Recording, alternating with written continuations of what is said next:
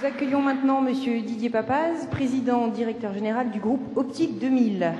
Donc Didier, vous êtes opticien diplômé d'une école de commerce, vous avez démarré votre carrière comme auditeur financier chez KPMG pour ensuite prendre la direction d'un groupe de 7 magasins d'optique.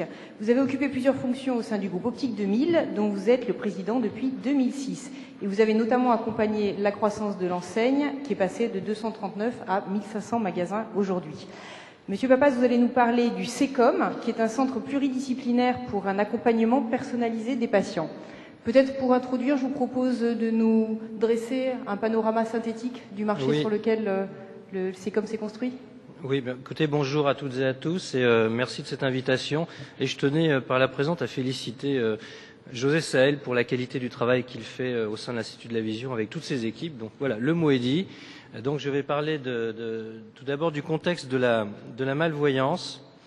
Bon, la population en France vieillit, bien sûr, et nous avons actuellement un nombre d'environ 3 millions de personnes qui sont atteintes par la malvoyance.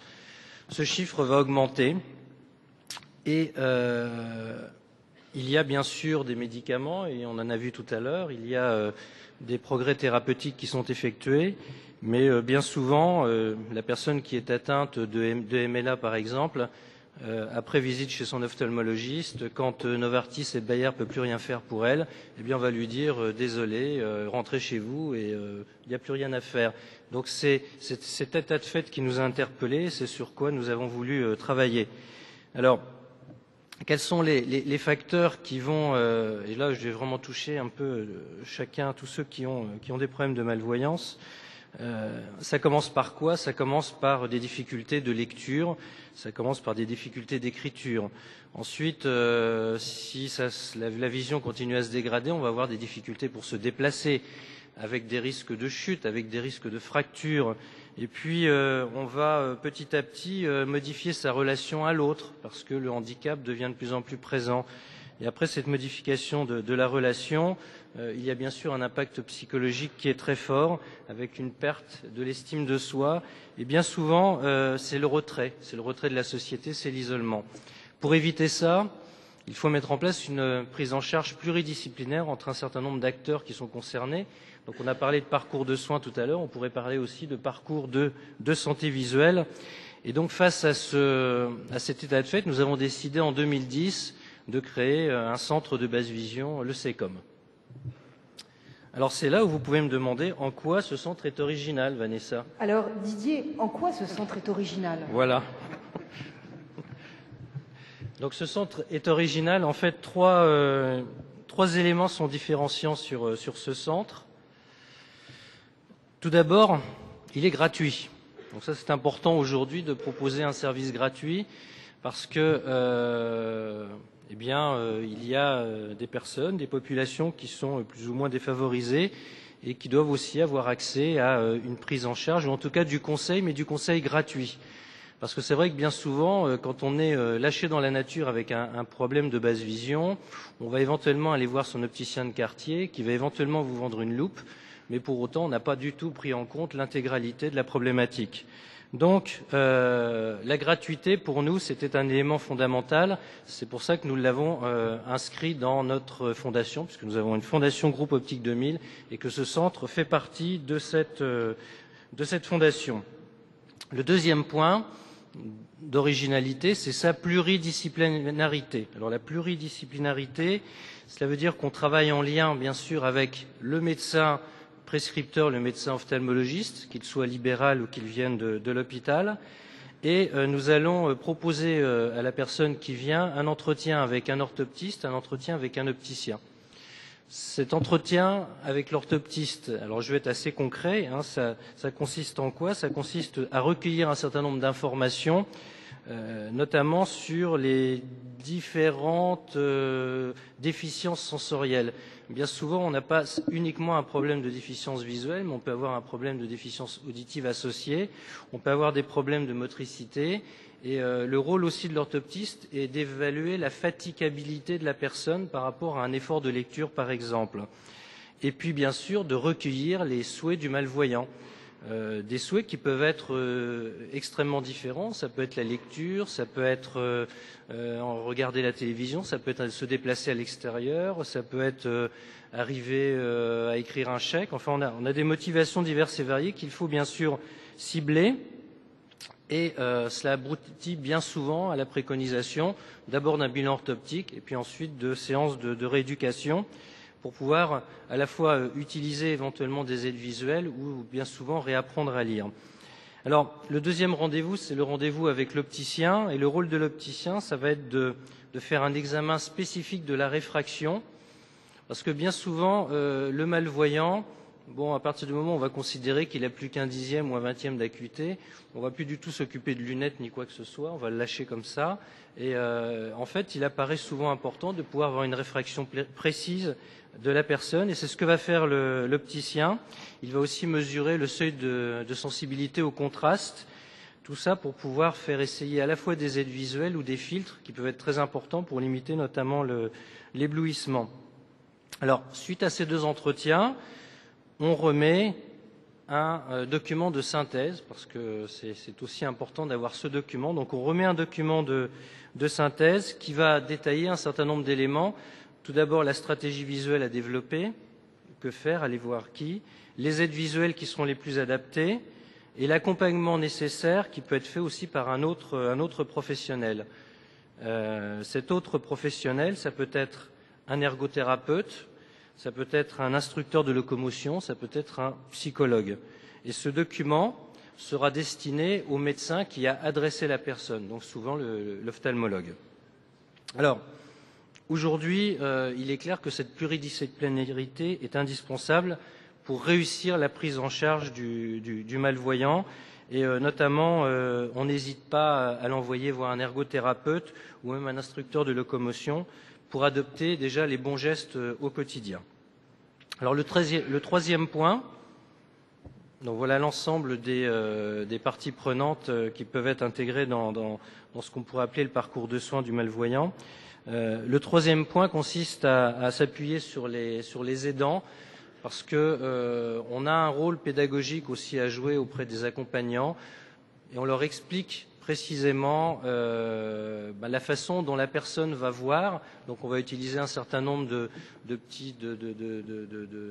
simulateurs, je dirais, pour simuler la vision de la personne, qu'on fait essayer à l'accompagnant pour qu'il puisse bien comprendre en fait quelle est la vie au quotidien d'une personne malvoyante et ces petits gestes qui vont devenir difficiles. Donc on a cette prise en charge de ces trois éléments, et c'est ça véritablement qui nous différencie par rapport à ce qu'il existe déjà. Donc là, je vous dis, tisser des liens avec le tissu associatif, c'est aussi une dimension importante qu'assume le SECOM. Oui, alors c'est... le rôle du tissu associatif dans l'écosystème du SECOM. Le rôle associatif. Oui, le tissu associatif. Le tissu associatif qui va autour. Alors, bien sûr, le tissu associatif, c'est aussi bien sûr toutes ces associations qui peuvent, vers qui on peut guider et on peut orienter le malvoyant. Ça fait partie aussi de la prise en compte, je dirais, pour qu'ils puissent échanger. Et il y a aussi, et ça c'est important, les prises en charge financières, parce que c'est vrai que c'est un vrai maquis, c'est assez compliqué, et si on peut aider à orienter vers les bonnes personnes, les bons interlocuteurs, c'est important de pouvoir veiller aussi à cet aspect-là. Alors, si on s'est investi aussi, je dirais aussi fortement dans le domaine de la basse vision, en tant que groupement d'opticiens, c'est parce que ça fait partie de notre mission, puisque les opticiens accompagnent en général les clients de l'état de bébé à centenaire, et que je dirais que les vrais professionnels de la vision sont amenés à devoir prendre en compte les mises en place d'aides visuelles et cette prise en charge spécifique des malvoyants. Et nous avons développé au sein de notre réseau un réseau de spécialistes de basse vision. Nous en avons 150 aujourd'hui qui sont agréés avec des protocoles bien spécifiques et qui d'ailleurs peuvent travailler en lien avec notre SECOM basse vision. Alors une précision importante, ce centre qui est donc, je le rappelle, gratuit, ne vend rien. Nous ne vendons pas de matériel, c'est uniquement du conseil. C'est-à-dire qu'après, pour l'achat de matériel, il faut s'orienter vers un opticien plutôt spécialisé vers la basse vision. Alors si on parle du bilan, parce que nous avons déjà pas mal d'années d'expérience, donc nous avons reçu 1500 personnes malvoyantes. Alors, qui sont ces personnes malvoyantes? Alors pour les 3/4, ce sont des femmes. Donc aujourd'hui, nous avons plutôt affaire à une population féminine qui a une moyenne d'âge de 74 ans. 37%, vous l'avez ici sur le camembert, donc 37% sont atteints de DMLA, suivis par la rétinopathie diabétique, et puis donc ensuite différentes pathologies. Qu'est-ce que l'on remarque? On remarque que dans pratiquement un tiers des cas, il peut y avoir une altération des stratégies visuelles. Alors qu'est-ce qu'on entend par altération des stratégies visuelles? C'est par exemple la difficulté de la pratique de la lecture, qui est une altération d'une stratégie visuelle. Quand on n'a pas lu pendant 2 ans, on a beaucoup de mal à se remettre à lire. Et donc souvent un bilan orthoptique peut permettre, avec de la rééducation, de récupérer ces stratégies visuelles. On remarque aussi qu'un quart des personnes qui nous visitent présentent un défaut de réfraction qui est mal corrigé. Donc on s'occupe aussi de ce défaut de réfraction. Et bien souvent derrière, on a un ressenti positif uniquement sur cet aspect-là. Alors, j'ai quelques témoignages, si vous voulez, de personnes qui sont venues nous voir. Ça vous permettra de bien comprendre ce que l'on fait. Par exemple, nous avons reçu une personne de 58 ans qui était atteinte d'une rétinopathie diabétique depuis 3 ans. Donc, qu'est-ce qu'on a commencé, bien sûr, comme toujours, à définir son projet de vue. Et son projet de vue, c'était de pouvoir lire. Et aussi, il ressentait une gêne à la lumière, un éblouissement à la lumière. Donc concrètement, qu'est-ce que nous avons testé? Des filtres optiques. Parce que nous avons des filtres optiques qui permettent d'augmenter le contraste de l'ordre de 20% en diminuant l'éblouissement.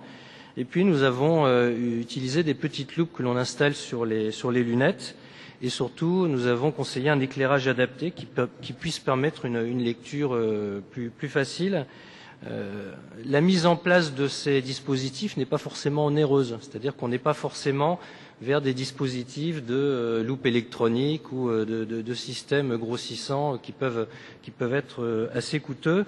On peut arriver avec des solutions simples à rendre des grands services. Alors, nous avons aussi proposé à cette personne d'aller voir un psychologue parce que nous avons remarqué qu'il y avait un véritable souci.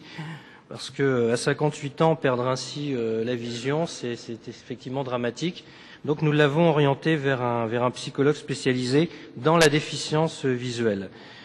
Alors un autre cas, c'est une dame de 77 ans atteinte de DMLA, avec une malvoyance sévère à un œil, un peu plus modéré sur l'autre. Bon, son sujet, qu'est-ce qu'elle souhaitait? Tout simplement, c'était pouvoir lire son courrier, donc notamment son relevé bancaire, c'est souvent ce qui revient. Et puis pouvoir continuer à faire ces mots croisés. Donc dans le cas présent, on a adapté des solutions et notamment des loupes éclairantes qui là aussi ne sont pas des dispositifs forcément onéreux et on a calculé le grossissement pour lui permettre de pouvoir lire ces mots croisés avec le livre de référence qu'elle utilisait. Donc on a vraiment adapté cela à sa demande. Donc ce sont souvent des solutions relativement simples que l'on peut mettre en œuvre. Là, vous avez alors je dirais pas que c'est un catalogue à l'après-vert, mais enfin, on a les équipements principaux qui peuvent être essayés. Ça commence souvent par un éclairage directionnel, ça c'est très fréquent, des filtres, des loupes éclairantes, des lentilles très puissantes qui font effet loupe que l'on pose sur des lunettes, les loupes électroniques, la téléphonie mobile. Et puis, bien sûr, et ça c'est plus récent, la synthèse vocale dans un certain nombre de cas. Alors, vous pourriez me demander, et votre avenir? Eh bien, notre avenir, c'est ce pourquoi nous sommes ici justement. Ce que nous souhaitons, c'est tisser des liens plus actifs avec les associations, et notamment les associations d'Île-de-France, parce que c'est vrai que le SECOM Basse Vision est pas très connu. On ne fait pas forcément de communication grand public sur ce sujet. Nous souhaiterions que l'information puisse être diffusée et si nous pouvons avoir plus de patients qui viennent nous voir, nous sommes tout à fait ouverts à ça et nous saurons nous mettre en ordre de bataille. Et puis, ce que l'on souhaite développer, et ça on a commencé à le faire, ce sont les partenariats avec les complémentaires santé, avec les mutuelles, pour faire des cycles de conférences que l'on fait d'ailleurs souvent en province, pour expliquer ce qu'est la malvoyance et quelles sont les solutions que l'on peut mettre en œuvre. Donc ça, c'est pour diffuser l'information sur la prise en charge de la malvoyance. Et nous allons aussi faire évoluer notre mission au sein du centre de Basse Vision. Bien souvent, nous voyons les personnes une seule fois et ensuite, on n'a pas forcément d'écho de ce qu'elles vont faire derrière. Donc, ce que nous souhaitons mettre en place aussi, c'est un suivi pour pouvoir bien évaluer nos actions et pouvoir, faire évoluer nos protocoles et aussi pouvoir travailler encore plus étroitement avec les partenaires de l'Institut de la Vision, que sont des sociétés comme Essilor ou Carl Zeiss, puisque nous sommes là aussi pour tester leurs équipements. Donc voilà notre ambition sur ce centre de Basse Vision.